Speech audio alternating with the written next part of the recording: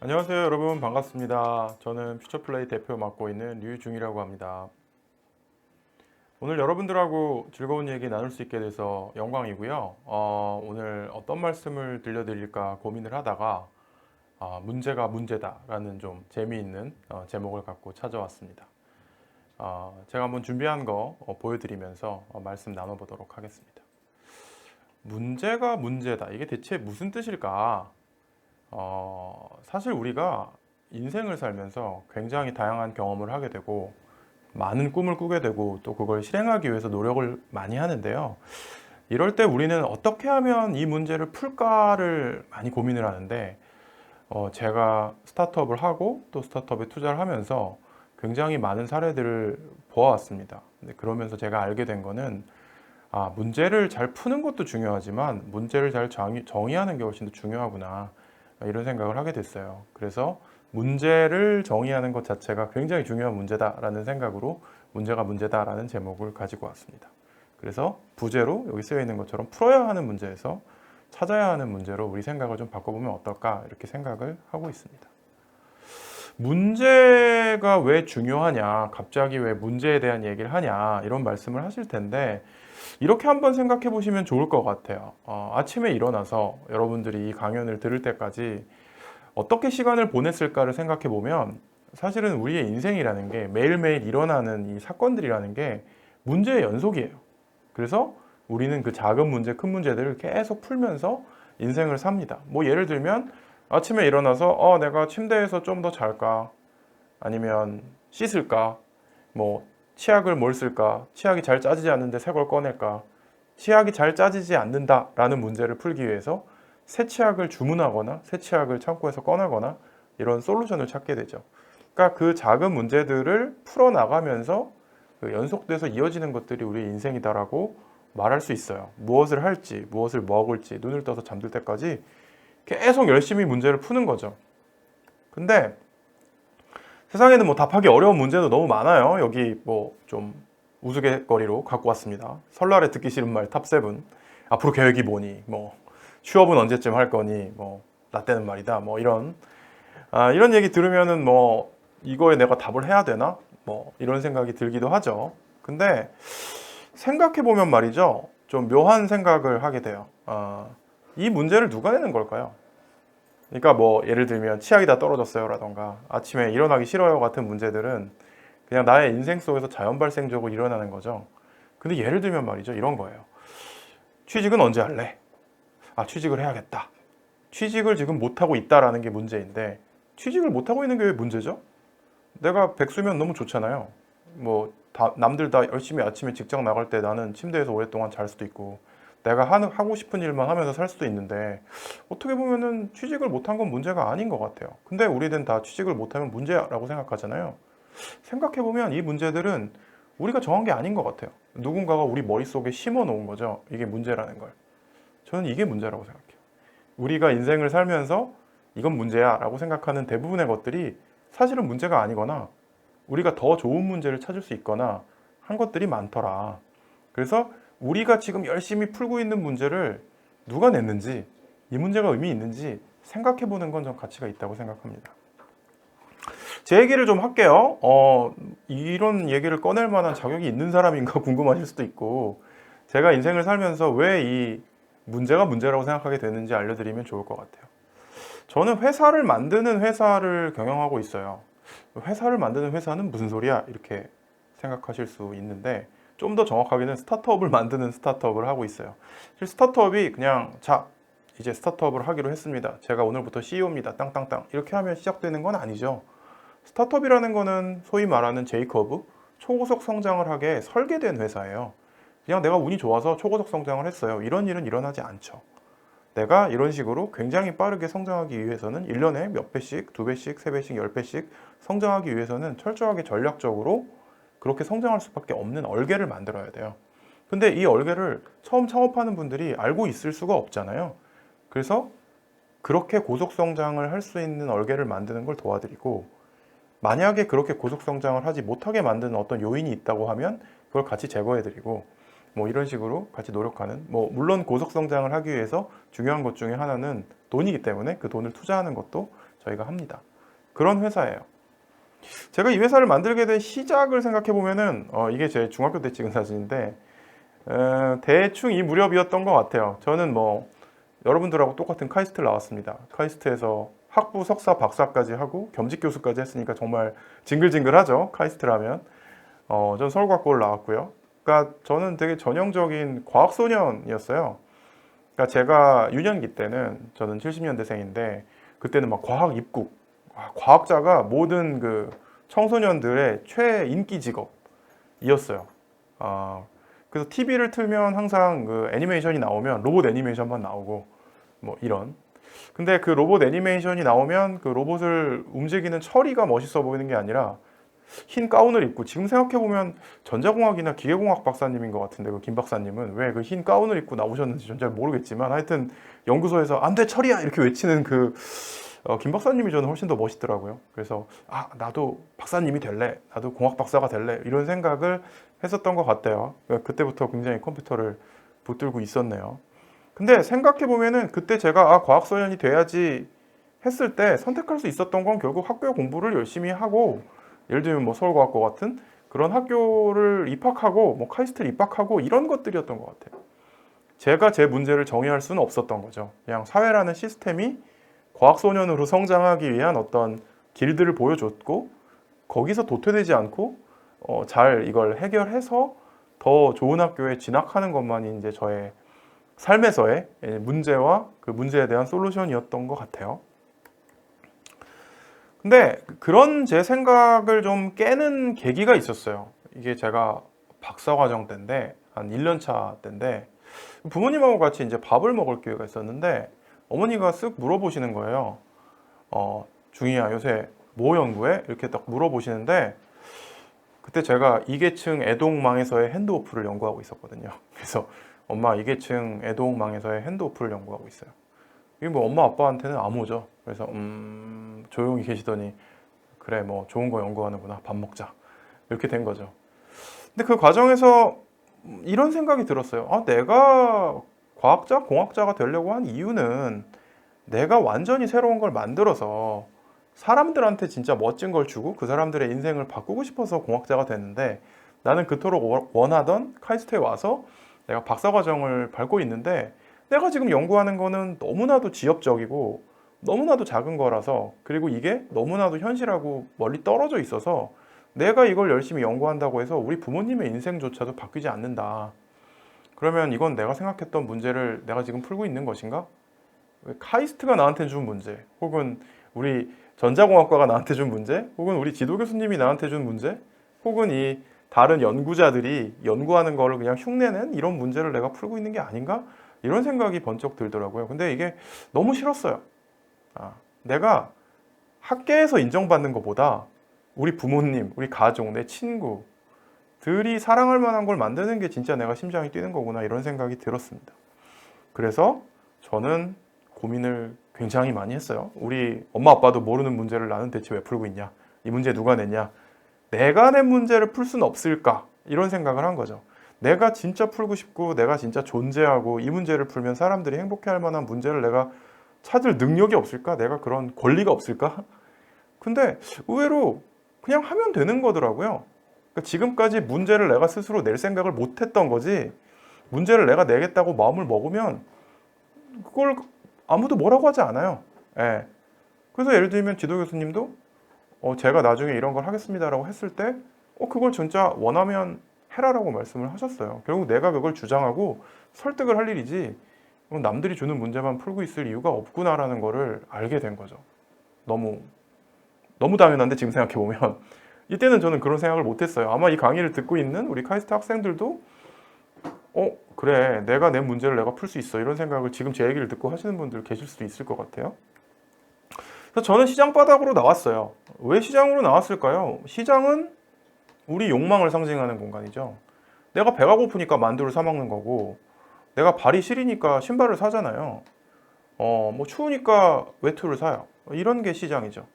그냥 내가 그게 필요하니까 그걸 사는 곳이에요. 근데 우리가 상아탑이라고 하죠. 이 대학 안에 갇혀 있으면 정말 사람들이 무슨 욕망을 가지고 있는지, 사람들이 뭘 원하는지 알기가 어려워요. 그래서 저는 시장으로 갔어요. 시장으로 갔다는 건 사업을 하겠다, 사업가가 되겠다라고 마음을 먹은 거죠. 그래서 스타트업을 시작하게 됐어요. 뭐 이때는 벤처기업이라는 용어를 더 많이 쓰긴 했는데 스타트업을 시작했습니다. 이때가 한 2000년, 1999년에서 2000년 사이, 뭐 세기말적인 세기가 바뀌는 지금부터 한 21년 전이네요. 예, 그때였어요. 그래서 진짜 정글에서 진검승부를 해야겠다. 내가 동물원에 있는 동물들이 아니라 뭐 사자나 호랑이들도 동물원에 갇혀 있으면 배가 이렇게 나와요. 근데 정글을 뛰어다니면 생존을 하기 위해서 엄청난 칼로리를 쓰기 때문에 홀쭉하죠. 그래서 그러면 내가 이런 배부른 사자가 되는 게 아니라 비록 배가 고파도 정글에서 진짜 이 피땀 눈물을 흘리는 그런 짐승이 되는 게 맞는 거 아닌가 이런 생각으로 스타트업을 시작하게 됐습니다. 첫 번째 스타트업은 그렇게 흥하지도 않고 그렇게 망하지도 않고 되게 어정쩡한 상태로 오래 갔어요. 그래서 저는 그때 그 회사의 CTO였는데 이건 아닌 것 같다. 내가 CEO가 돼서 정말 진검승부를 해보겠다 해서 2006년경에 다시 만든 회사가 올라웍스라는 회사입니다. 이 회사에서 저희가 하려고 했던 건 똑똑한 카메라를 만들고 싶었어요. 지금 용어로는 인공지능이죠. 인공지능의 그런 그 비주얼한 정보를 인식하는 비주얼 퍼셉션, 뭐 오브젝트 레코니션, 페이스 레코니션 이런 거를 하는 회사였어요. 얼굴 인식, 물체 인식, 인공지능, 증강현실 이런 키워드의 회사였다고 보시면 되고요. 근데 이 똑똑한 카메라로 뭘 만들까? 카메라가 똑똑해지면 뭘 만들까? 이런 생각을 하다가 저희가 스마트폰에 들어가는 소프트웨어를 만들었고요. 결과적으로는 인텔이 저희 회사에 투자도 하시고 인수도 하셨어요. 그래서 저는 인텔 직원이 된 거죠. 갑자기 정신을 차려보니 저희 올라웍스가 인텔의 일부가 되고 저는 회사에 저의 지분을 팔았으니까 돈은 좀 벌었고 그리고 이제 인텔의 직원이 돼서 한 2년 정도 일을 했어요. 그래서 뭐 많은 것들을 배웠어요. 근데 여기서 제가 배운 것 중에 가장 큰 거는 문제라는 게 그냥 내 경험에서 나오는 문제도 있는데 이 세계가 너무 넓어서 세상 사람들이 원하는 문제는 정말 많구나. 왜냐하면 올라웍스는 한국에 있는 이 조그만 기술 스타트업이었지만 인텔은 전 세계 컴퓨터에 CPU를 공급하는 그리고 지금은 전 세계 클라우드 데이터 센터에 CPU를 공급하는 회사잖아요. 그러니까 세상을 보는 시야가 확 커진 거죠. 그렇다면 내가 좀 더 본격적으로 이 다양한 문제를 풀어보고 싶다. 문제를 스스로 굉장히 많이 정의하고 굉장히 많이 풀어보고 싶다. 이런 욕망이 인텔에 2년 있으면서 생겼습니다. 그래서 퓨처 플레이를 만들게 되었어요. 그 스타트업 만드는 스타트업을 만들어야겠다. 왜냐하면 한 문제를 푸는데 그런 똑똑한 카메라를 만들겠다는 하나의 문제를 푸는데 올라웍스가 7년의 시간을 썼거든요. 그러면 내가 앞으로 뭐 진짜 70살, 80살까지 일한다고 해도 몇 개 문제를 못 풀겠는 거예요. 그러면은 소위 말하는 이제 스타트업을 했다가 또 창업을 하고 또 창업을 하고 이런 분들을 시리얼 앙트러프레너라고 하는데 나는 패러럴 앙트러프레너가 돼야겠다. 좀 욕심쟁이 같은 마음이지만 한 번에 수십 개, 수백 개의 이노베이션에 내가 참여할 수 있는 방법은 없을까? 그게 있더라고요. 엑셀러레이터라는 일을 하면 그게 가능하겠더라고요. 그래서 굉장히 극초기에 문제를 정의할 때부터 좋은 문제를 잘 정의하게 도와드리고 거기에 투자를 하고 같이 으쌰으쌰 성장을 해서 기업 가치가 커지면 저희도 지분을 갖고 있으니까 돈을 버는 거죠. 이거라면 당연히 CEO도 계시고 CTO도 계시고 훌륭한 경영자들이 계시니까 제가 훌륭한 조력자 역할만 한다면 굉장히 작은 포션이지만 굉장히 많은 회사에 기여할 수 있겠구나. 난 이게 더 적성에 맞는 것 같아. 그래서 이제 퓨처 플레이를 시작하게 된 거죠. 그래서 이런 의지를 가지게 됐어요. 아시아의 엔지니어는 전 세계 어느 나라의 엔지니어보다 훌륭합니다. 뭐 한국에도 훌륭한 엔지니어가 있죠. 중국에도 훌륭한 엔지니어가 있죠. 인도에도 훌륭한 엔지니어가 있어요. 이런 에이시안 엔지니어의 문제 중에 하나는 문제를 제가 정의한 거죠. 글로벌 앙트레프레너로 변신하기가 어려워요. 하나는 아시아라는 지역성이고요. 그러니까 여러분들이 이제 한국에서 훌륭한 교육을 받고 한국의 탑스쿨인 카이스트에서 학위를 받아도 정말 세계 시민적인 마인드를 갖고 있나? 정말 우리가 아프가니스탄에서 일어나는 상황, 뭐 유럽에서 일어나는 상황, 아프리카에서 일어나는 문제들에 대해서 마음을 열고 눈을 뜨고 있나? 저는 그렇진 못하다고 생각하고요. 또 하나는 엔지니어가 사업가인가? 엔지니어가 앙트러프레너로 성장할 수 있나? 그렇지도 않은 것 같아요. 이광영 총장님 부임하신 이후에 카이스트 전체가 스타트업으로서 저는 다시 재탄생하고 있어서 너무 좋다고 생각하지만 아직도 카이스트에 있는 교수님들이 저는 다 앙트러프레너십을 갖고 계시거나 앙트러프레너십을 응원한다고 생각하지는 않아요. 그건 너무 당연한 거죠. 그분들은 굉장히 훌륭한 연구자인 거고, 연구자는 연구자로서의 어떤 패스가 있는데 갑자기 사업가로서의 패스를 권할 수는 없는 것이기 때문에 대부분의 엔지니어는 남이 정의한 문제를 푸는 데 익숙하지 내 문제를 정의하는 데는 굉장히 약하다. 이게 저는 엔지니어와 앙트러프레너의 차이, 문제 정의 능력이라고 생각하는데, 그래서 아시안 엔지니어를 글로벌 앙트러프레너로 우물안개고리를 뛰어넘는 이런 플랫폼을 만들겠다고 생각을 한 거죠. 이 백그라운드에 있는 사진은 뒤에 잘 보시면 퓨처플레이 파빌리온이라고 되어 있는데, 유명한 테크런치라는 전 세계에서 제일 유명한 컨퍼런스에 코로나 직전에 저희 퓨처플레이가 한 12개 정도 되는 저희 스타트업을 이끌고 가서 저희 퓨처플레이 관을 하나 만들었어요. 영어로는 이제 파빌리언이죠. 그래서 전 세계 어떤 얼리 스테이지 그 엑셀러레이터, 벤처 캐피탈도 이런 걸 못 만들었는데 저희가 처음으로 이런 걸 만들어서 되게 저희 기분 좋았거든요. 굉장히 유명한 분들도 많이 와서 저희 스타트업들하고 심각한 얘기도 많이 하시고 진지한 얘기도 많이 하셔서 너무 좋았습니다. 그래서 아직은 부족하지만 그래도 우리가 아시아의 한국의 엔지니어를 글로벌한 앙트러프레너로 바꾸고 있구나, 이런 생각이 들어서 이 그림을 넣어봤고요. 처음에 이제 이렇게 성장했습니다, 살아왔습니다, 이 말씀을 드렸는데, 여기서 제가 이제 처음 나 엄마 아빠도 모르는 거 하기 싫어, 이제는 내가 엔지니어라기보다는 앙트러프레너로 살래, 그러고 스타트업 처음 시작했을 때 말이죠. 제가 문제를 찾는데 성공했을까요? 좋은 문제를 잘 찾았을까요? 당연히 뭐 저한테 뭘 이거 가르쳐 주는 데도 없고, 그때는 엑셀러레이터라는 것도 없었어요. 한국에만 없었던 게 아니에요. 전 세계적으로 엑셀러레이터라는 게 없었어요. 그래서 저는 배울 수 있는 데도 없었고, 제가 이 문제를 잘 선택했는지를 조언해 줄 수 있는 사람도 없었어요. 그래서 처음에는 문제를 똑바로 잘 찾는 게 중요하다는 거를 잘 몰랐어요. 그러니까 내가 그냥 하고 싶은 일을 하면 그게 스타트업이라고 생각했어요. 근데 문제가 문제인 이유는요, 내가 주체적으로 문제를 찾아야 하기 때문이기도 하지만 문제를 찾고 정의하는 게 굉장히 어렵기 때문이기도 해요. 그냥 내가 하고 싶고 끌리는 거를 한다고 해서 아까 말한 이런 제이커브를 그리는 스타트업을 만들 수는 없어요. 말씀드린 것처럼 저는 아무것도 몰랐던 20대 초반에 그냥 박사과정생이었기 때문에 그냥 하고 싶은 걸 했어요, 처음에는. 그래서 올라웍스를 처음 시작했을 때 제가 만들려고 했던 거는, 여기 지금 사진에 있는 거를 슈박스라고 부르거든요. 슈박스. 신발 상자죠. 우리가 신발 사면은 이렇게 종이 상자 주잖아요. 그럼 거기다가 사람들이 찍은 사진을 보관한다고 해서, 우리나라는 이렇게 사진첩에 사진을 보관하는데 미국 사람들은 이 슈박스에 보관한다고 하더라고요. 그래서 사진첩을 슈박스라고 불렀어요. 그래서 저희는 디지털 슈박스를 만들겠다. 왜냐면 왜 사람들이 찍은 사진을 안 볼까? 그때는 이제 스마트폰, 카메라폰보다는, 제가 2006년에 올라웍스를 창업했는데 아이폰이 2007년에 나왔어요. 그러니까 그때는 이제 피처폰으로 사진을 찍긴 했지만 이 디카를 되게 많이 들고 다녔고, 디카로 찍은 사진들이 다 PC에 하드디스크에 저장되어 가고 있었던 시대였거든요. 근데 그 찍은 사진을 잘 돌아보지 못하는 거예요. 그리고 남들한테 잘 나눠주지도 못해요. 왜 그럴 걸 봤더니 MT를 가서 친구들을 막 찍었어.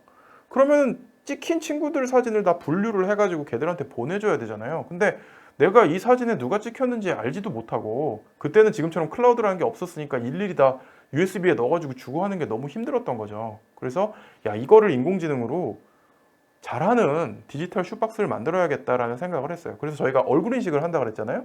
그래서 얼굴 인식을 하고, 그래서 이거를 가지고 뭐 시간으로도 분류하고, 사진 찍힌 그 장소를 가지고 GPS로 지역으로도 분류하고, 이렇게 하면은 사진이 자동 분류돼서 사람들이 서로 이걸 잘 나눠줄 수 있겠네.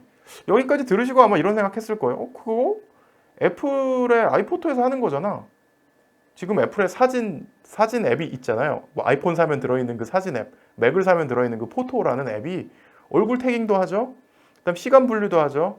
그 다음에 공간적으로 GPS를 가지고 이제 어디서 찍었는지까지 지도 위에 핀으로 박아주잖아요. 그 다음에 페이스북도 똑같은 걸 하죠. 얼굴 태깅 해가지고 네가 찍힌 사진 얘가 올렸어. 그러면 내가 그걸 가서 볼 수 있게도 해주고, 그 다음에 시간 순으로도 당연히 분류해주고, 공간 순으로도 분류해줘요. 근데 이 모든 거를 사실은 제가 먼저 생각했어요.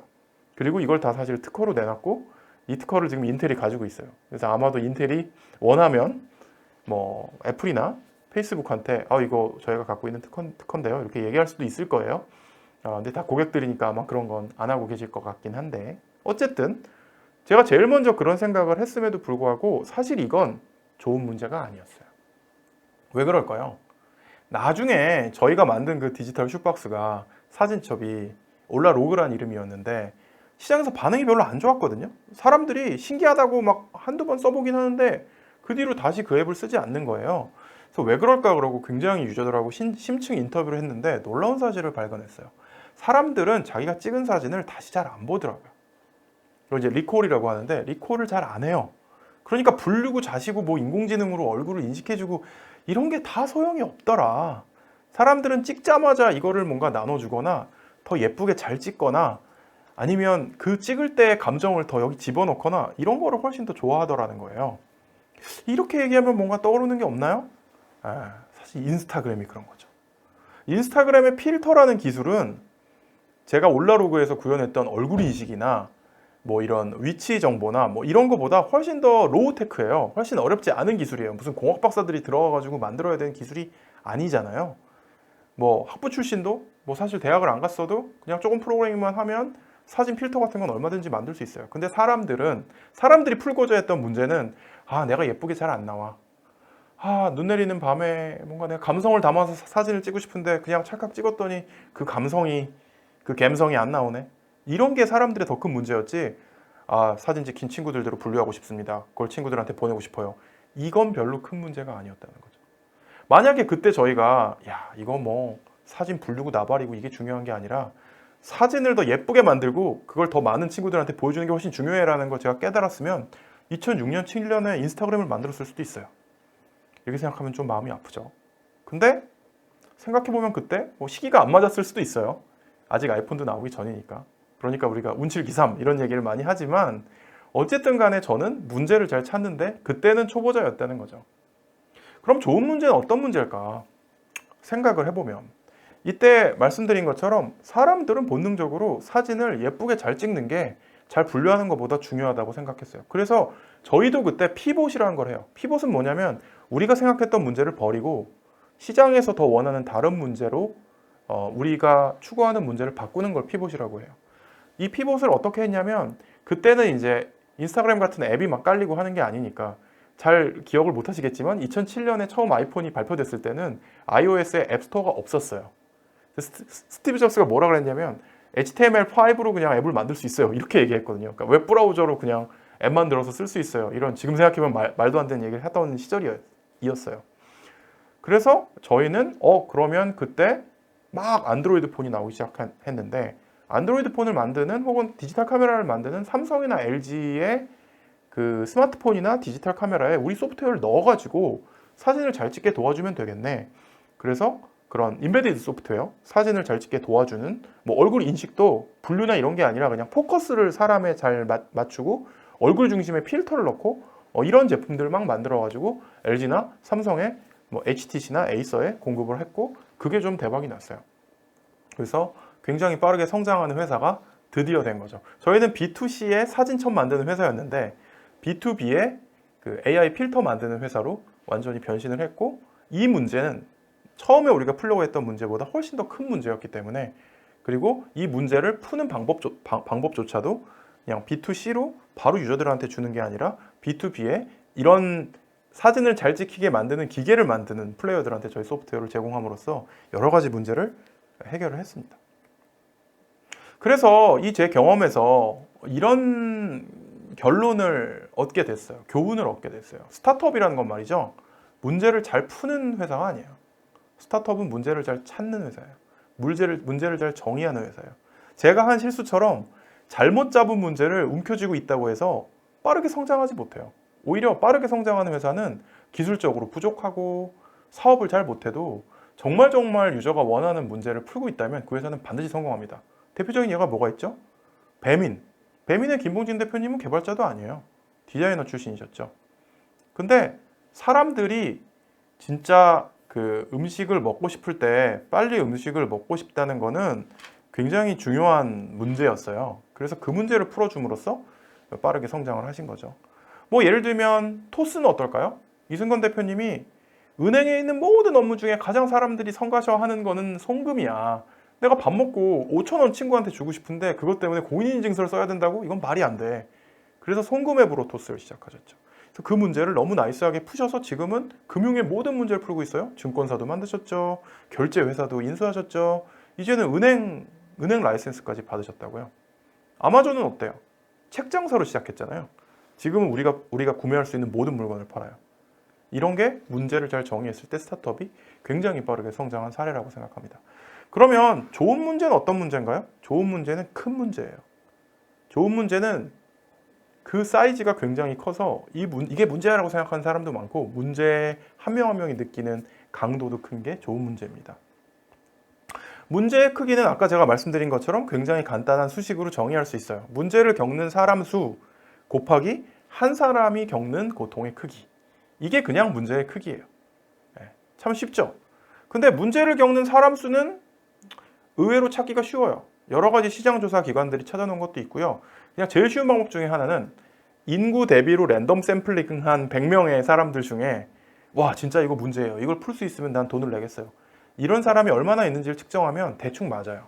그걸 전체 인구로 곱하면 그게 우리가 도달할 수 있는 고객의 크기예요. 고통의 크기는 어떻게 측정하죠? 내가 이 사람을 막 괴롭혀가지고 얼마나 큰 목소리로 고함을 지르는지를 갖고 측정을 하나요? 아니죠. 고통의 크기의 단위는 뭘까요? 고통의 크기의 단위는 달러예요. 원일 수도 있죠. 위안일 수도 있어요. 돈이에요, 돈. 그러니까 내가 이 고통을 해결하면 얼마를 주겠느냐가, 영어로는 willingness to pay라고 합니다. 이 고통 해결에 우리 고객이 기꺼이 쓰는 돈이 고통의 단위예요. 이 두 개를 곱하면 그게 그냥 시장의 사이즈인 거죠. 근데 이게 큰, 그러니까 정말 많은 사람들이 고통스럽다고 생각하는 그런 문제, 그리고 한 명 한 명이 이 고통을 해결하려면 큰 돈을 내겠다라고 생각하는 이런 문제를 풀 때 우리는 빠르게 성장할 수 있어요. 이 문제를 누가 알려주나요? 여러분들 선생님이 이걸 알려주나요? 부모님이 알려주나요? 아니면 그냥 내가 살다 보면 누군가 야, 이 문제 풀어 하고 쓱 주나요? 그렇지 않다는 거예요. 여러분들이 인생을 걸고 이런 큰 문제, 여러분들이 도전해서 해결해야 될 문제를 스스로 찾지 않으면 아무도 여러분한테 문제를 주지 않아요. 그냥 여러분은 그러면 남이 준 문제를 풀게 되는 거죠. 남이 준 문제만 푸는 사람을 사전적으로 뭐라고 부르나요? 노예라고 부르죠. 이건 굉장히 쉬운 거예요. 문제를 내가 정의하면 여러분들은 인생의 주인이 될 수 있어요. 근데 문제를 정의하는 걸 포기하면 그냥 여러분들은 남은 인생을 노예로 살 수밖에 없어요. 그게 노예의 정의잖아요.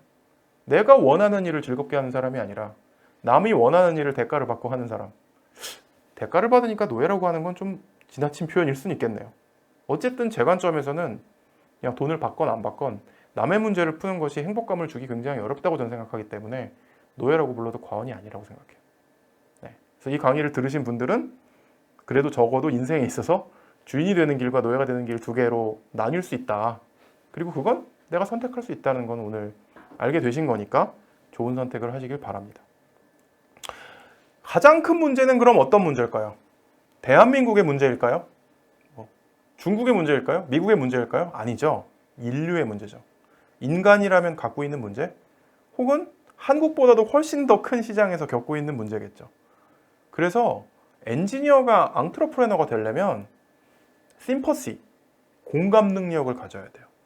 관심을 가져야 돼요. 호기심을 가져야 돼요. 남들의 고통을 나도 같이 느끼는 그런 마음을 가져야 돼요.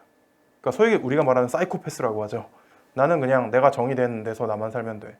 이런 성품의 사람이 저는 좋은 창업가가 되는 건 굉장히 어렵다고 생각해요. 공감 능력이 정말 중요하다. 예를 들면 말이죠. 우리가 유니콘은 잘 알죠. 시총 1조짜리 비상장 기업을 이제 유니콘이라고 하잖아요. 10조짜리 기업을 데카콘이라고 해요. 뿔이 10개 달린 유니콘이라고 해서.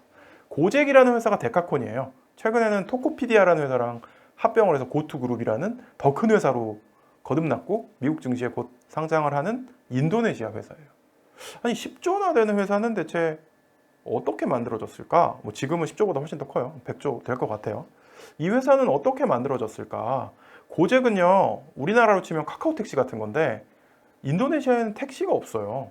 그래서 뭘 불러주냐면 오토바이를 불러줘요. 그래서 인도네시아 자카르타에 가시면 출근 시간에 지금 그림 나오는 것처럼 초록색 고잭 점퍼를 입은 라이더들, 그리고 이걸 타고 있는 패신저들을 볼 수 있어요. 한국에만 산 사람들한테는 상식적으로 납득이 안 되는 그림이죠. 오토바이로 승객을 수송한다? 아니 그냥 지하철을 타지. 자카르타에는 지하철이 거의 없어요. 1호선 하나밖에 없어요. 그것도 여기 되게 뜨문뜨문 있어요. 그래서 지하철만 타고서는 절대 출퇴근할 수 없어요. 그래서 고잭이 없으면 자카르타 시민들은 출근을 할 수가 없어요. 그래서 거기서 유니콘 데카콘이 나온 거죠. 그래서 진짜 큰 비즈니스를 하겠다고 하면 지구상 어디엔가는 있는 굉장히 많은 사람들이 고통을 겪는, 고통의 크기도 큰 그 시장을 찾아내는, 그 문제를 찾아내는 능력이 정말 중요하다, 이렇게 말씀드릴 수 있겠습니다. 예를 들어 드릴까요? 이 세 분, 우리 되게 친근해 보이시죠? 어디 박사과정 랩에 가면 볼 수 있을 것 같은 이 세 분은 최근에 상장한 뷰노의 공동 창업자분들이세요. AI 딥러닝에 있어서는 굉장히 전문가분들이었고, 이 세 분이 창업을 하기로 결심을 하셔서 저희 회사에 찾아오셨어요. 보통은 어떤 문제를 푸실 겁니까가 정해져 있을 때 투자를 하죠. 근데 이분들은 너무나 탁월한, 어떤 문제를 드려도 풀 수 있는 분들이었기 때문에 그냥 그걸 믿고 과감하게 투자를 했어요. 그리고 저희가 달라붙어서 어떤 문제를 푸시는 게 좋을지를 도와드렸어요. 저희가 찾아낸 시장은 두 개가 있었어요. 하나는 금융시장이었고 하나는 의료시장이었어요. 둘 다 실시간으로 빅데이터가 쏟아져 나오고요. 여기는 돈을 다루고 여기는 생명을 다루니까 willingness to pay, 이 문제를 푸는데 지불할 지불 용의가 굉장히 큰 시장이었죠. 그래서 저희가 금융업을 하시는 증권사에 계신 분, 애널리스트, 그 다음에 뱅커, 이런 금융계에 있는 분 한 10분을 소개시켜드리고, 그 다음에 의료인들, 의사 선생님, 간호사, 병원장, 이런 분들을 소개시켜드렸어요. 그래서 다 만나보시고 어느 시장이 더 좋을지 골라보세요, 이렇게 했는데 어떤 시장 고르셨을까요? 의료시장을 고르셨어요. 이유가 너무 당황스러웠어요. 같은 이과라서 말이 잘 통합니다. 무슨 얘기냐면 그 당시만 해도 핀테크 이런 게 나오기 전이니까 파이낸스 쪽에 있는, 재무 쪽에 있는 분들은 10분을 만났는데 딥러닝이란 게 뭔지 이해하는 분이 단 한 분도 안 계셨대요. 그래서 같이 협업을 할 수가 없었던 거죠. 근데 의사 선생님은 10분 정도 만났더니 한 3분 정도가 나 딥러닝 어렴풋하지만 뭔지 알아요. 그리고 딥러닝을 이용해서 최근에 저희 분야에서 논문이 한두 편씩 나오고 있어요. 저희랑 같이 논문 쓰실래요? 이런 얘기를 하셨다는 거죠. 그래서 당장 이게 사업으로 연결될지는 모르겠어도 의사 선생님들하고는 당장 뭘 할 수 있겠네요. 그러고 이쪽을 고르셨어요. 지금은 어떻게 되셨을까요? 지금은 상장사가 되셨죠. 이분은 어떨까요? 실리콘밸리 순두부 가게 주인이셨던 하정우 박사님이에요. 구글에서 AI를 하시던 분인데 실리콘밸리 물가가 보통 비싼 게 아니에요. 그래서 구글러인 박사님 이분도 부업을 하지 않으면 먹고 살기가 힘들었어요. 그래서 이분은 나 한국인이니까 한국인의 이 피를 활용해서 한식당을 해야지. 그래서 그 산타클라라라고 실리콘밸리 끄트머리에 있는 인텔 본사랑 되게 가깝습니다. 그 근처에서 한식당, 순두부 가게를 했어요. 인건비를 절약하려고 스스로 김치도 담그시고, 이 김치 담그는 사진인데, 근데 이 바쁠 때 보니까 종업원들이 엄청나게 힘들더라는 거예요. 종업원 숫자를 갑자기 늘릴 수가 없잖아요. 근데 손님이 막 많아지는 성수기가 되면은 우왕좌왕하고 그릇 들고 가다가 없고 그러다 보면 이제 너무 힘드니까 불친절해지고 이런 일이 생겼다는 거죠.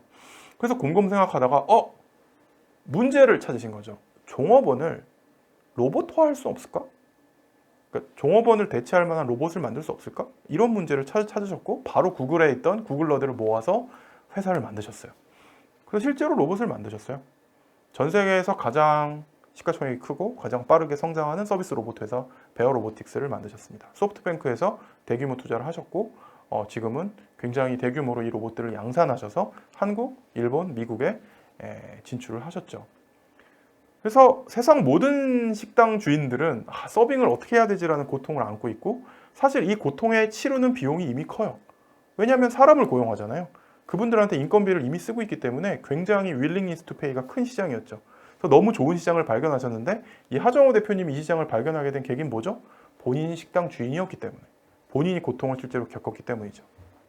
그래서 내가 문제를 정의할 만한, 아까 뷰노의 예처럼 이 문제를 공감하는 사람들을 먼저 만나서 문제를 확장시킨다던가, 이 하정우 대표님의 경우처럼 내가 실제로 겪은 문제를 풀 수 있는 방법을 찾다가 문제를 다시 재정의하는, 이런 경우에 우리는 되게 훌륭한 문제를 스스로 정의할 수 있다.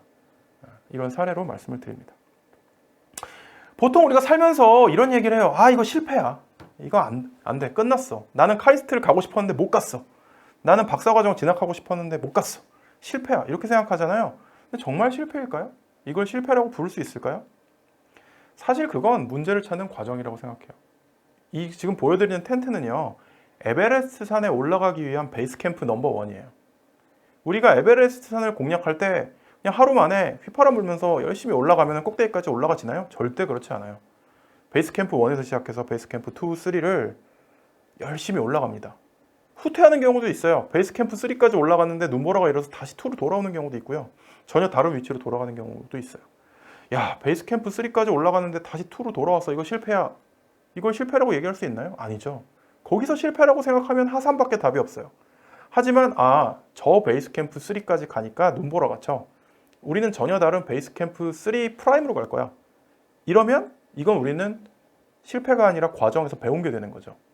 저는 이게 인생을 행복하게 사는 유일한 길이라고 생각해요. 우리가 끊임없이 누군가와 비교하고, 특히 비교의 잣대는 뭔가요? 남이 낸 문제를 갖고 비교를 하고, 그 다음에 그 비교에서 좌절하면 우리 인생은 달라지지 않습니다. 내가 낸 문제를 도전을 하고, 도전하다가 우리가 생각한 대로 안 되면 거기서 겸손한 마음으로 배우고 다시 재도전하고 하다 보면 누구라도 내가 정한 문제를 풀 수 있게 돼요. 이게 저는 진정한 인생이라고 생각해요. 누구나 에베레스트 산에 차근차근 올라갈 수 있다는 거죠. 베이스캠프 1, 2, 3, 4 그리고 다시 후퇴했다가 올라가는 과정을 겪으면 말이죠. 문제를 풀지를 못했다면 그건 더 나은 문제가 있다는 얘기예요. 그리고 우리는 풀어도 의미 없는 문제 하나를 제거하게 된 거죠. 이렇게 생각을 하시면 좋겠어요. 그래서 항상 문제가 문제인 것이고 우리는 끊임없이 좋은 문제를 찾아야 돼요. 지금 풀고 있는 문제가 내가 스스로 생각한 문제인지 남이 나한테 던져준 문제인지 생각해 보시고요. 우리 스스로 모두 멋진 문제를 찾고 풀고 이걸 통해서 행복해졌으면 좋겠습니다. 여기까지 오늘 제가 들려드릴 이야기였습니다. 감사합니다. 질문들을 많이 해주셨는데요. 제가 이 주제에 맞는 질문들도 있고 제가 지금 하고 있는 스타트업 관련된 질문들도 많이 해주셨습니다. 제가 그거에 대해서 제가 말씀드리는 게 정답은 당연히 아닙니다. 사실은 주신 질문에 대해서는 정답이라는 게 없다고 생각해요. 그렇지만 그냥 여러 관점 중에 하나? One of opinions? 제 그냥 험블 오피니언이라고 생각하고 들어주시면 좋을 것 같아요. 첫 번째 질문부터 한번 볼까요? 10년 내에 인류의 삶을 바꿀 스타트업들을 미리 찾아내고 성장할 수 있도록 지원해 주신다고 했는데 10년 전에는 현재가 이렇게 될지 몰랐듯이 미래 트렌드를 예측하는 것은 어렵다고 생각합니다. 이와 관련돼서 성장시킬 스타트업을 고르는 대표님만의 기준이나 안목이 궁금합니다. 이렇게 얘기하면 되게 건방지다거나 잘난 척을 한다거나 아니면은 현실을 왜곡한다거나 라고 말씀하실 분이 계실지 모르겠는데 10년 전에 제가 생각했던 미래가 거의 그대로 만들어지긴 했어요. 그래서 저는 지금도 2031년에 어떤 일이 일어날지를 저 혼자뿐만 아니라 50명의 퓨처 플레이어들이랑 같이 고민하고 있는데 아마 거의 맞을 것 같아요. 그래서 이런 말씀을 드리고 싶어요. 사실은 10년 뒤 정도의 미래를 예측하는 일은 그렇게 어려운 일이 아니에요. 10년 뒤 미래를 예측하는 건 어려워라는 것도 우리가 누군가에 의해서 세뇌된 것 중에 하나인 것 같아요. 아마 이 질문 주신 분은 진짜 시리어스하게 진지하게 10년 뒤 미래를 예측하는 거 안 해보셨을 거예요. 그리고 지레 포기하셨을 거예요. 진짜 열심히 인터넷에 있는 데이터만 모아서 어쩔 수 없이 일어날 일들을 찾아보시면 10년 뒤 미래 예측하는 게 의외로 어렵지 않구나라는 걸 알게 되실 거예요. 예를 들어 볼까요? 10년 뒤에 60대 인구가 몇 명인지 우리는 정확하게 알 수 있어요. 현재 50대 인구 그리고 자연적으로 사망하시는 확률을 거기서 빼면 10년 뒤에 60대 인구가 얼마인지는 굉장히 정확하게 알 수 있어요. 그리고 지금 50대의 소비 성향을 알면 10년 뒤에 60대 소비 성향을 알 수도 있고요. 지금 10년 50대가 재무 설계를 어떻게 하고 있는지를 알면 60대에 가서 그분들의 가처분 소득이 얼마인지도 알 수 있어요. 그러면 10년 뒤 미래에 60대가 어떻게 소비를 하고 무슨 물건을 좋아할지 알아내는 건 그렇게 어려운 일은 아니에요. 왜냐하면 인간의 성향이라는 건 10년 만에 바뀌는 게 아니거든요. 그래서 첫 번째로 말씀드리고 싶은 건 10년 뒤 미래를 예측한다는 게 너무너무 놀라운 일이고 있을 수 없는 일이 아니라는 거예요. 여러분들도 10년 뒤 미래 충분히 예측할 수 있고요. 여러분들의 전공을 살려서 좁은 분야로만 놓고 보면 더 정확하게 예측할 수 있어요. 그래서 한 10년 정도를 걸고 여러분들의 사업을 하는 일이 어렵지 않다는 거죠. 일단 이 말씀을 드리고 싶고요. 이와 관련돼서 성장시킬 스타트업을 고르는 저의 기준이나 안목 심플합니다. 저희는 10년 뒤가 어떻게 될지 알아요. 굉장히 정확하게. 그러니까 10년 뒤에 그 일을 해낼 회사를 투자를 합니다. 여기서 그 일을 해낼 회사라는 건 두 가지죠.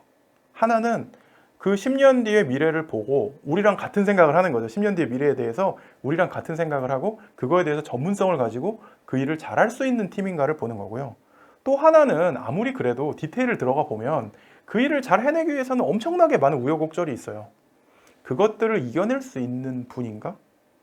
창업자가 그걸 이겨낼 수 있는 팀인가? 이런 것들을 많이 봐요. 그러니까 작은 그런 우여곡절을 담대한 마음으로 10년 뒤를 바라보고 이겨낼 수 있는 성품이라는 거는 쉽게 만들어지는 게 아니거든요. 굉장히 긍정적이면서도 그냥 문제를 그냥 넘겨버리는 게 아니라 꼼꼼하게 문제를 보고 더 나은 방향으로 가져가려는 집요함.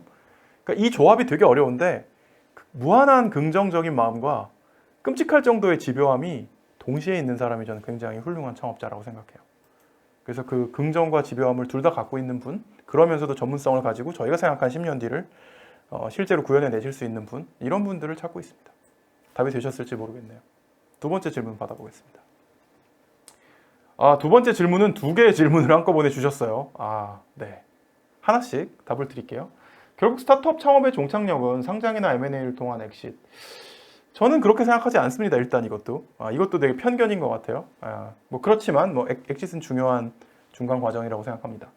창업을 하셨을 때 내가 이 기업은 지속적인 이윤 창출이 가능한 거대한 기업으로 키워서 상장을 해야지, 혹은 이 회사가 가지는 가치를 최대화해서 인수되는 걸 목표로 하자, 이 둘 중에 처음에 한 가지를 정하고 창업을 결심하셨나요? 어떤 창업가도 이런 생각을 하고 창업을 하지는 않아요. 저는 이런 생각을 엑싯이 될 때까지 혹은 IPO를 할 때까지 하지 않는 게 건강하다고 생각합니다. 왜냐하면 아까도 말씀드린 것처럼 엑싯은요, IPO나 M&A는 기업의 종착역이 아니라 기업이 더 큰 성장을 하기 위한 과정이에요. 그런데 과정이 목표가 되면 어떡하나요? 그러면 정말 위대한 기업은 만들어지지 않죠. 우리가 일상적으로 겪는 회사 중에 그 회사가 상장됐는지 아닌지를 우리가 아는 회사들이 얼마나 있나요? 뭐 코카콜라? 상장됐나요? 어느 증시에 상장됐나요? 그게 우리가 코카콜라를 맛있게 먹는데 도움이 되나요? 아니죠. 코카콜라가 우리에 주는 가치가 상장을 했는지 안 했는지와 연관은 없어요. 저는 기업은 결국은 열심히 사업을 해서 영업이익을 내야 된다고 생각하고, 그 영업이익은 우리가 세상에 만들어준 가치만큼 돌아오는 거예요. 그러면 기업이라는 건 가치를 만들기 위해 존재하는 거고, IPO라던가 M&A는 그 가치를 더 극대화할 수 있겠다, 이런 선택을 하면 그때 그냥 누르는 스위치 중에 하나일 뿐이에요. 그렇기 때문에 저를 포함한 굉장히 많은 창업가분들이 나 이걸로 IPO 해야지, M&A 해야지 이런 생각을 하고 창업하진 않아요. 그냥 내가 만들어내는 이 창조물이 세상에 얼마나 기여할까? 그 기여가 아까 말씀드린 것처럼 많은 사람의 큰 고통을 해결하는 것일까? 저는 이게 훨씬 더 건강한 질문이라고 생각합니다. 저는 뭐 상장을 해야지, M&A 해야지 이런 생각으로 창업한 적은 단 한 번도 없고요. 제 동료나 창업자들도 다 똑같습니다. 그냥 그 일을 사랑하고 내가 이 문제를 풀고 있는 게 너무 즐겁고 이 문제를 내 스스로 생각해낸 게 너무 기특하고 이런 것들이 저는 굉장히 중요한 에너지라고 생각합니다. 두 번째 질문이에요. 개인적으로 스타트업 CEO가 가져야 될 능력들은 무엇이라고 생각하는지 궁금합니다. 이전 질문에 제가 답을 드렸죠. 좋은 창업가는 어떤 사람인가? 무한 긍정, 끔찍할 정도의 집요함, 이런 성품을 갖고 있는데 전문성을 가지고 있는. 또 하나는 제가 이 강의에서 계속 말씀드린 거가 있죠. 문제 정의 능력. 이 네 가지가 전 필수라고 생각해요. 문제를 스스로 정의할 수 있을 정도의 시장과 사회에 대한 공감 능력이 있는가? 그 다음에 그 문제를 풀어낼 수 있을 정도의 전문성이 있는가? 그 다음에 세 번째는 아까 말한 것처럼 내가 하는 일은 다 잘 될 거야 라는 막연한 긍정의 마음이 있는가? 그 다음에 네 번째는 진짜 이 디테일 하나하나까지 사람들이 좋아해 줄 만큼의 완성도 높은 걸 만들 수 있는 끔찍한 집요함이 있는가? 내가 이 네 개 다 있다고 생각하시는 분들은 그냥 바로 내일 창업하시면, 뭐 오늘 창업하셔도 돼요. 오늘 오후에 창업하셔도 좋을 것 같습니다. 반드시 성공하실 겁니다. 네, 다음 질문 볼게요. 스타트업에 투자를 하실 때 가장 중요하게 보시는 부분이 무엇인가요? 이미 답변을 했네요. 이거 봐요. 미래를 예측하는 건 어려운 일이 아니라고요. 스타트업 내부의 문화 등 중요하지만 보이지 않는 부분에 대해서는 어떻게 파악하시나요? 이것도 저는 생각이 달라요. 문화가 보이지 않나요? 문화가 제일 쉽게 보여요. 저희한테 투자를 받기 위해서 보통은 대표님 혼자 달랑 오시지 않고요. 서너 분이 같이 오세요. 초기 창업팀을 이왕이면 다 같이 만나고 싶습니다 해서 코파운더들하고 같이 보거든요. 저희랑 딱 1시간 동안 발표를 하시고 질의응답을 하시면서 세 분이 어떤 케미스트리를 보여주시는지만 봐도 딱 보여요. 이 회사가 어떤 문화를 가지고 있는지. 예를 들면 극단적인 두 개의 경우가 있어요. 대표가 말을 하고 있는데 끊고 다른 분이 말씀을 하시는 경우도 있고요. 대표가 시키지 않으면 입을 안 여는 경우도 있어요. 저는 둘 다 굉장히 끔찍한 문화라고 생각해요. 내가 내 전문성을 발휘해야 될 때 너무 자연스럽게 마이크가 넘어가고 그분이 말씀을 하시는 문화가 정말 스타트업으로서는 굉장히 건강한 문화라고 생각하고요. 왜냐하면 대표 혼자 모든 걸 할 수 없으니까, 대표의 전문성만으로 우리 팀이 이 일을 할 수 없으니까 다른 전문성이 있는 분들을 모셔온 거잖아요. 그러면 우리가 다른 회사 바깥에 있는 사람들하고 얘기할 때도 자연스럽게 서로의 전문성이 튀어나오게 그렇게 대화를 이끌어 나가야 되는 것이죠. 근데 의외로 그걸 못하는 팀들이 굉장히 많아요. 그래서 제가 하나 예를 말씀드렸는데, 기업의 문화란 굉장히 잘 보이는 거예요. 그리고 잘 보이는 만큼 객관화할 수도 있고 바꿔나갈 수도 있는데, 이 문화를 잘 못 보는 경영자들도 있고 직원들도 있어요. 이게 문제인 거죠. 그래서 아까 제가 문제를 찾아내는 공감 능력이라고 말씀드렸는데, 그 문제는 우리가 지금 풀고 있는 사업적인 문제도 있겠지만 회사 내부의 문화 같은 회사를 잘 경영하기 위한 문제들도 있어요. 이런 것들도 굉장히 예민한, 그리고 굉장히 이런 집요한 그런 경영자분들은 굉장히 잘 찾아내고, 뭔가 우리 회사에 문제가 있어. 그러니까 중이 제 머리 못 깎는다 이런 얘기도 있긴 하지만, 그래도 스스로 그걸 찾아내고 더 나은 문화를 만들려고 노력하시거든요. 그래서 이런 부분들은 저는 의외로 문화란 눈에 잘 보이고 그걸 외면하려고만 하지 않으면 눈에 잘 보이고 그걸 능동적으로 해결해 내야만 한다. 특히 경영자라면. 그리고 만약 여러분들이 그냥 직원이다, 내가 우리 회사의 말단 직원이야 라고 해도 내가 마음에 안 드는 문화에 대해서는 굉장히 용기 있게 바로 여러 사람들한테 얘기해야 된다고 생각해요. 필요하면 CEO한테 직보를 해야 된다고 생각해요. 왜? 그게 경영자를 도와주는 일이거든요. 카이스트도 마찬가지입니다. 여러분들이 학생으로서 우리 카이스트의 문화가 마음에 안 드는 게 있으면 총장님한테 이메일 보내세요. 제가 알고 있는 이광영 교수님이라면 너무 감사해 하실 겁니다. 그래서 그런 능동적으로 문제를 정의하고 스스로 풀어내는 분들이 되셨으면 좋겠어요. 문화도 one of problem이다. 문제다라고 저는 생각해요. 다음 문제. 퓨처 플레이의 채용 계획 및 퓨처 플레이에서 필요한 인재상은 저희 홈페이지에 커리어라는 항목이 있어요. 그걸 누르시면 다 나오고요. 저희는 정말 많은 카이스트 분들의 지원을 기다리고 있습니다. 저희 계속 정말 많은, 저희 홈페이지에 가보시면 채용 포지션이 엄청 많거든요. 그 중에 아마 하나 정도는 되게 심장이 뛰는 포지션이 있으실 거라고 저는 믿어요. 어플라이 꼭 해주시고요. 저희는 일단 저희가 하는 일은 재밌습니다. 저 스스로도 재미없는 일은 절대로 안 하기 때문에 재미있고 심장이 뛰고 그러면서도 사회에 공헌도 많이 할 수 있고 돈도 많이 벌 수 있는 그런 직업이 있다면 퓨처 플레이어가 아닐까 감히 이렇게 말씀을 드리겠습니다. 깨알 홍보했습니다. 네. 안녕하세요, 유중희 대표님. 저는 스타트업을 하고 싶어하는 학부생입니다. 기술 창업을 하고자 대학원을 진학해서 재연구를 하는 게 좋을까요? 아니면 빨리 스타트업을 해서 그 과정에서 공부를 하는 게 좋을까요? 제가 또 타임머신을 발동해서 이거에 대한 답을 이미 드렸어요. 4가지를 말씀드렸습니다. 그 중에 2가지는 품성이고 2가지는 어떤 스킬인데요. 그 스킬 중에 하나는 전문성이라고 말씀을 드렸어요. 내가 하고 싶은 일, 일단 문제를 정의하세요. 내 문제를 풀기 위해서 AI가 반드시 필요해요. 근데 내가 AI를 몰라. 그러면 내가 이 AI 문제를 풀기 위해서 둘 중에 하나를 선택해야죠. AI를 잘하는 친구를 영입을 하건 내가 AI를 공부를 하건, 그 선택의 과정에서 내가 AI를 공부해야겠다라고 선택하셨으면 대학원에 가셔야죠. 근데 그게 아니라 내가 영입을 할 수 있어. 아니면 내 문제는 대학원에서 배울 수 있는 그런 솔루션으로 풀 수 있는 게 아니야. 그럼 지금 당장 창업하셔도 됩니다. 굉장히 쉬워요. 네. 이 과정에 대한 이해만 있으면 굉장히 중요한 어려운 의사결정도 굉장히 쉽게 만들 수 있습니다. 네. 다음 질문? 없군요. 네, 모든 질문에 답변을 드렸어요. 네, 대표님 그러면 현장에서 들어온 질문을 드리도록 하겠습니다. 네, 좋습니다. 현장 질문 답변 드릴게요. 전기 및 전자공학과 김강현 학생의 네, 질문인데, 저도 전기 및 전자공학과 출신입니다. 네. 네. 사람이 습관이나 형성된 모습이 10년 뒤에 유지된다고 하셨는데 대부분의 경우는 그럴 것 같습니다. 네. 하지만 스티븐 잡스의 스마트폰을 예를 들면 그 이전의 시대와 이후의 시대에서 사람들의 인식, 습관, 생활 방식이 모두 그 이전과는 바뀐 것 같다고 생각합니다. 이런 경우에는 문제를 기술로 풀었다기보다는 기술의 발전이 문제 기준의 자체를 바꿨다고 생각하고, 이런 방식이 기술의 발전이 지속된다고 했을 때 말씀해주신 방식으로 미래를 예측하기는 힘들지 않을까 생각되는데 이에 대해서는 어떻게 생각하시는지 궁금합니다. 라고. 아니요, 이것도 정반대예요. 말씀하신 이유 때문에 미래를 예측하는 게 쉬운 거예요. 왜냐하면 기술의 발전과 사회의 발전은 항상 서로 영향을 주거든요. 이거를 좀 어려운 말로 공진화라고 해요. 코이볼루션. 제가 제일 좋아하는 그림이 애셔라는 화가가 그린 핸드 드로잉 핸드라는 그림이 있어요. 손이 손을 그리는 네, 혹시 기억나시는 분들도 계실지 몰라요. 그게 이제 공진화를 상징하는 그림인데 말씀하신 것처럼 기술이 사람들한테 영향을 주고요. 그렇게 변화한 인간이 다시 기술을 개발합니다. 이게 이렇게 뺑뺑이를 도는 거예요. 근데 그 뺑뺑이를 예측하는 거는 의외로 쉽습니다. 왜냐하면 기술이라는 게 갑자기 하늘에서 떨어지지 않아요. 그러니까 결국은 아무리 창의적인 사람도 있는 기술을 조합할 수밖에 없거든요. 그러니까 스티브 잡스 말씀을 하셨는데 스티브 잡스가 대표적인 숟가락을 기가 막히게 잘 얻는 아저씨인 거죠. 그러니까 정전형 터치라던가 그런 조그맣게 축소할 수 있는 배터리라던가 프로세서는 이미 나와 있었고요.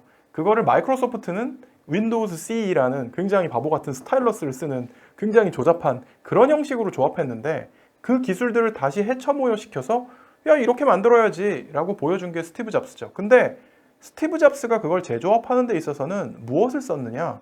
결국 인문학적인 통찰, 사람에 대한 이해를 쓴 거죠. 기존에 그때는 스마트폰이라고 부르지 않고 PDA라고 불렀습니다. PDA를 쓰는 걸 조금만 관찰해 봐도 사람이 바빠 죽겠는데 스타일러스를 꺼낼 수도 없고요. 스타일러스를 꺼내서 그 작은 버튼을 누를 수도 없어요. 그러니까 결론은 이거예요. 야 스타일러스 쓰지 마, 손가락 써. 버튼 큼지막하게 만들어. 이건 유치원생도 알 수 있는 거였죠. 그 유치원생도 알 수 있는 걸 왜 마이크로소프트는 못했을까요?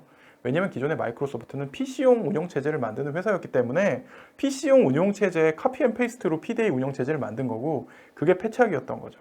스티브 잡스가 한 건 이런 편견을 던져버리고 문제를 재정의한 거예요. 야, 사람이 써야 되는 조그만 판때기를 그렇게 만들면 어떡해. 인간의 육체와 정신은 그걸 받아들일 수 없어. 이렇게 만들어야지. 어려운 거란 게 아니에요. 그래서 사실은 저희가 2006년에 올라왁스를 만들었잖아요. 언젠가는 누구나 쓰기 쉬운 그런 어떤 폼팩터에 스마트폰이 나올 거라는 걸 예상했기 때문에 2006년에 그 비즈니스를 시작한 거거든요. 뭐 1년 만에 나올지는 사실 몰랐습니다만, 네. 그래서 의외로 공학적인 지식과 인문학적인 지식, 세상에 대한 통찰 이런 것들을 갖고 있으면 10년 뒤를 예측하는 건 그렇게 어려운 일이 아니다라고 다시 한번 말씀드리고 싶고요. 만약에 이 얘기를 듣는 카이스트 분들이 난 그래도 어려워라고 얘기하시면 제 처방은 심플해요. 여러분들은 공학적 백그라운드가 있어요. 아마도 인문학적인 백그라운드나 사회의 트렌드를 읽는 눈이 부족하기 때문에 아마도 이거에 대한 용기가 안 나는 걸 텐데 그런 방법이 있을까요? 그걸 열심히 배우는 수밖에 없죠. 그래서 그런 인문학을 전공한 친구들도 늘리시고 그런 인문학적인 소양, 그럼 철학적인 소양, 아니면 이런 사회의 그런 어떤 트렌드를 읽기 위해서 노력하신다면 저는 충분히 미래를 읽으실 수 있다고 생각합니다. 네. 한 가지 질문이 더 들어왔는데요. 최도현님께서 대표님께서 예측하시는 10년 뒤 미래에 대한 고견을 좀 나눠주실 수 있으실까요? 라고 질문을 하셨어요. 뭐 10년 뒤 미래까지 얘기할 필요 없고요. 인간은요, 모든 인간이 갖고 있는 어떤 관성이 있어요. 우리가 왜 이렇게 기술을 만드는 걸까요? 인간이 게을러서예요. 인간은 게으르고요.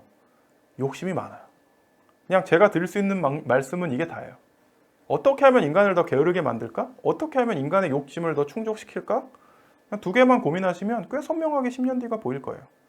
거기에다가 지금 현재 일어나고 있는 우리가 거스를 수 없는 현상을 집어넣으면 어떨까요? 10년 뒤 대한민국을 봅시다. 뭐 다른 선진국을 대입해도 마찬가지예요.